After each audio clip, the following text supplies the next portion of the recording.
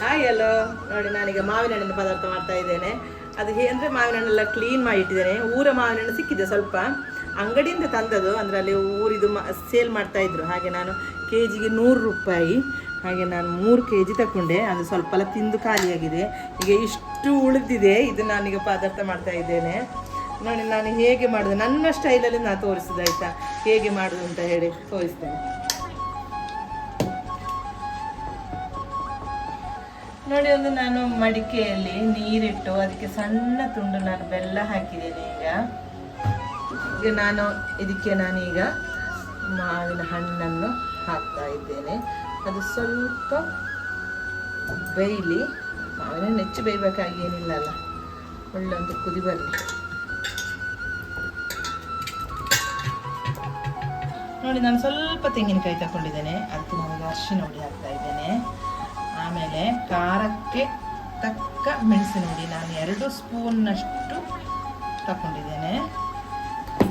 ಆಮೇಲೆ 1 ಸ್ಪೂನ್ನಷ್ಟು ಕೊತ್ತಂಬರಿ ಹುಡಿ, ಮತ್ತು ಸ್ವಲ್ಪ ನಾನು ಈ ಜೀರಿಗೆ ಎಲ್ಲ ನಾನು ಸ್ವಲ್ಪ ಪೌಡ್ರ್ ಮಾಡಿ ಇಟ್ಕೊಳ್ತೇನೆ. ಜೀರಿಗೆ ಹುಡಿ ಇದನ್ನೊಂದು ಚಂದ ಮಾಡಿ ರುಬ್ಬುತ್ತೇನೆ. ಈಗ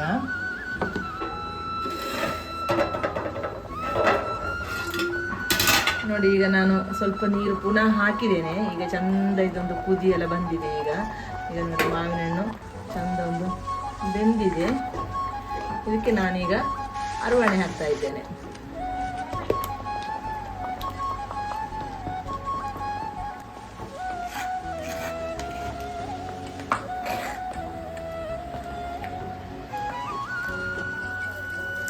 ರುಚಿಗೆ ತಕ್ಕಷ್ಟು ಉಪ್ಪು,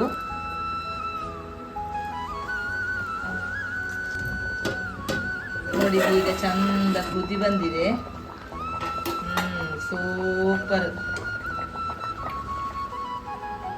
ಮಾವಿನ ಹಣ್ಣ ಸೀಸನಲ್ಲಿ ಹೀಗೆಲ್ಲ ಪದಾರ್ಥ ಮಾಡಿ ತಿನ್ನಬೇಕು. ಇದಿದ್ರೆ ನಮಗೆ ಎಷ್ಟು ಸಹ ಊಟ ಮಾಡ್ಬೋದು. ಈಗ ಒಂದು ಸಣ್ಣ ಒಗ್ಗರಣೆ ಕೊಡುವ. ಅದಕ್ಕೆ ನಾನು ಚಿಕ್ಕ ಒಂದು ಬಾಣಲೆ ಇಟ್ಟಿದ್ದೇನೆ. ಇದಕ್ಕೀಗ ತೆಂಗಿನೆಣ್ಣೆ ಹಾಕ್ತಾ ಇದ್ದೇನೆ. ಒಳ್ಳೆ ಶುದ್ಧ ತೆಂಗಿನೆಣ್ಣೆ, ನಾನು ಮಿಲ್ಲಿಂದ ತಂದದ್ದು. ಎಣ್ಣೆ ಒಳ್ಳೆ ಬಿಸಿಯಾಗಿ ಹೊಗೆ ಬರ್ತಾ ಉಂಟು. ಸಾಸಿವೆ ಹಾಕ್ತಿದ್ದೇನೆ.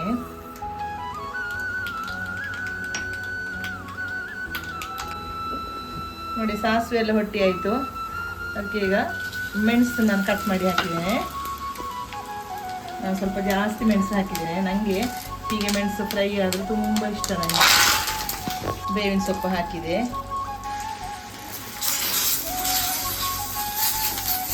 ಗ್ಯಾಸ್ ಆಫ್ ಮಾಡ್ತಿದ್ದೇನೆ.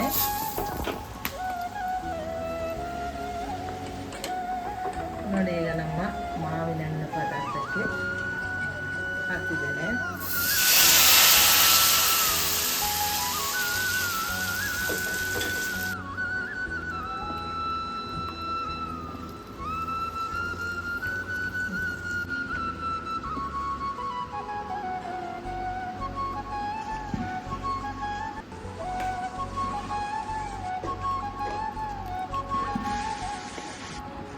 ನೋಡಿ ಈಗ ಒಳ್ಳೆ ರೆಡಿಯಾಗಿದೆ.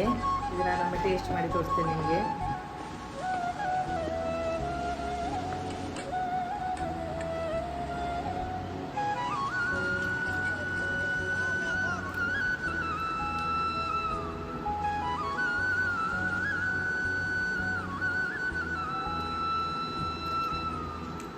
ಸೂಪರ್ ಆಗಿದೆ.